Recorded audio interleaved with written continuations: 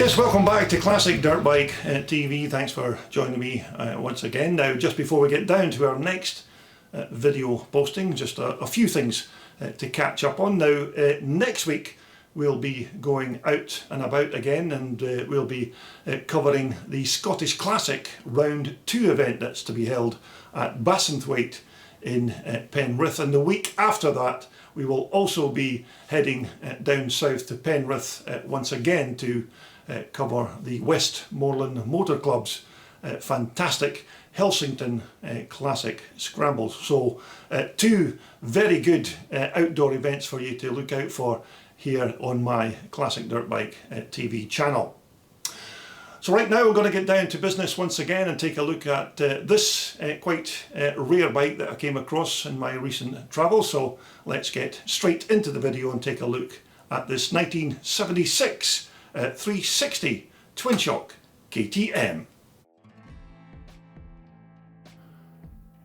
Right, okay, so this quite nice looking 1976 MC5 KTM 360 was another bike that I spotted during my recent wanderings around the paddock at the two-day Charity Scramble while I was over there in Northern Ireland. Now, the thing that actually caught my eye about this bike was, firstly, it was quite a rare bike to see at a classic scramble these days, and the other point was that it was in relatively original condition. Okay, it may have one or two replacement parts to the KTM originals, but that's of course to be expected on a bike that's now 48 years old. But there was one other factor that I thought was quite appealing about this bike, and that was the actual price, because the current owner had this bike advertised for sale at what I thought was a pretty fair price for one of these old KTMs, and he was selling the bike for £2,200 or nearest offer. But just before you start picking up the phone to dial the seller's number, this bike has now been sold. But from what I can remember about these old 360s from back in the day, they were decent enough bikes for their time, and they had quite a good strong steel tubular chassis and swing arm, and they were of course powered by that Austrian-made KTM two-stroke motor. And if my memory serves me correctly, they were also fitted with Marzocchi front forks and rear shocks at the back.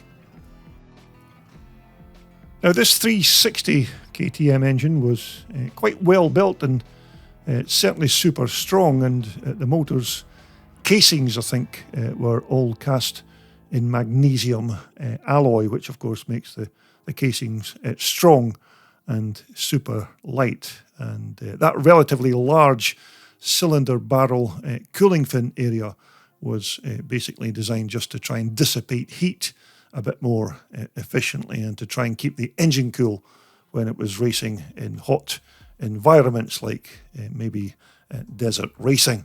But even for 1976, these two-stroke KTM 360s were certainly strong and reasonably reliable. Now, I think the gearbox on this engine was a 6-speeder, so there were certainly plenty cogs in there to keep that left foot busy dancing up and down on that transmission shifter. But to be fair, it wasn't every day that you could knock this engine up into top gear, because at the time your average motocross track was maybe a tad on the short side. But if you wanted to open this bike up in the vast open spaces of maybe a desert race, then maybe even 6 speeds wouldn't be enough.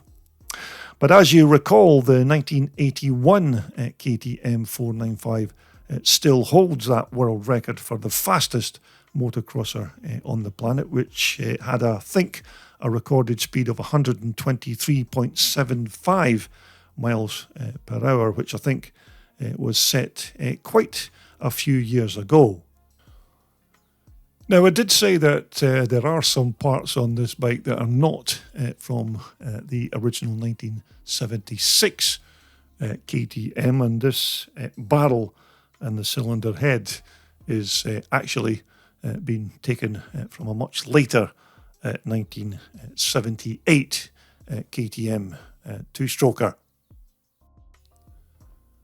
Now, when you take a look at the race expansion exhaust pipe on this engine, it still appears to look like it could be the original pipe, and as you can see, it's still in quite good condition with virtually no dings or dents to speak of, so that is quite rare. And also here at the rear, this tailpipe again looks like the stock 1976 item, and it's still in one piece as well with very little or no track damage. So again, a quite rare part to find in this kind of condition. And although you can't actually see it in these pictures, this engine here has been fitted with a flat slide Mikuni carburetor, which of course replaces what would have been the original Bing carburetor fitted to this bike back in 1976. Now, normally in 1976, these KTMs would have been fitted with Italian Marzocchi forks on the front, which, to be fair, were without doubt some of the best suspension systems available in the mid-1970s. But the forks here on our bike are once again being borrowed from a much later 1978 KTM bike. So although these parts aren't from 76, they still do very much the same job. And according to the bike testers in that year, these drum brakes were said to be quite good stoppers for their day as far as old school drum brakes go, because naturally these are not a patch on modern day off-road brakes, and it'd be quite a few years yet before KTM made that switch. And I think I'm right in thinking as well that this rear hub was another magnesium part on these 76ers, and also in this picture you can see how KTM used those steel support plates to strengthen the bike's rear swing arm. And while we're still here at the back of our KTM, it would have been more Italian Marzocchi shocks on the back of this bike in that year, but our machine here has a pair of Spanish beater suspension units, which you'd normally find on the old Taco dirt bikes of the 1970s. Now, these old beaters were certainly pretty basic for the time, and they didn't offer too much in the way of adjustment, but you have to remember that this was the suspension technology of its time. Again, this fuel tank was made of steel, as I remember, and I think it held about 2.5 gallons of pre-mixed fuel, which was more than enough to feed that 360 two-stroke for at least a couple of relatively decent-sized race motos. But surprisingly enough, the 360 KTM engine, it wasn't exactly a thirsty power plant, so the actual fuel capacity of this tank wasn't really a factor when it came to having enough gas to keep it ticking over. But there was one other intriguing factor about this fuel tank, was that it had the fuel petrol tap on the front of the fuel tank, one at either side, which seemed quite a strange place to put the fuel tank, considering that this tank never sat completely level on the chassis. And again, in terms of ergonomics, as far as I know, the seat on these 76 360s was reasonably comfortable for its day. Not too much in the way of padding, considering the comfort that went into some of the motocross seats of the 1970s, but this seat certainly had enough to keep the drivers or the riders' crown jewels in perfect racing condition. But nevertheless, despite a few of the non-original parts, and some of the parts being, of course, from a different year of KTM, it's still quite a decent bike for quite decent money, and somebody certainly got themselves a bargain when they bought this machine. But up in the rider's cockpit, all the original KTM parts from 76 are now long gone, so these have all been replaced by modern Renthal bars and Magura levers and a different throttle twist grip gasser.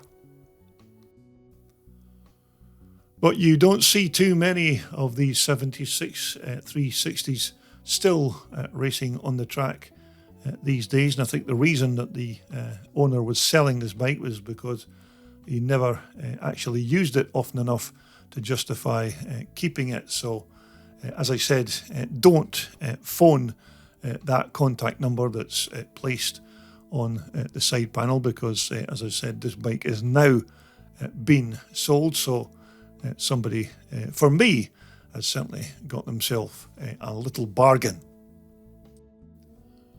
So that was just one of the few bikes that were being offered up for sale during my recent visit to the Charity Scramble over in Northern Ireland.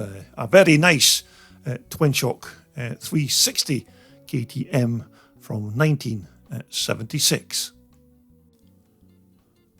Right, so coming up next here on CDB TV, we'll be covering the Scottish Classic Round 2 event that's to be held at Bassenthwaite in Penrith, and that will be next week, and you can see all of the bikes and of course all of the racing action on the track soon after my return. But again, thanks for watching, and until the next time, it's goodbye for now.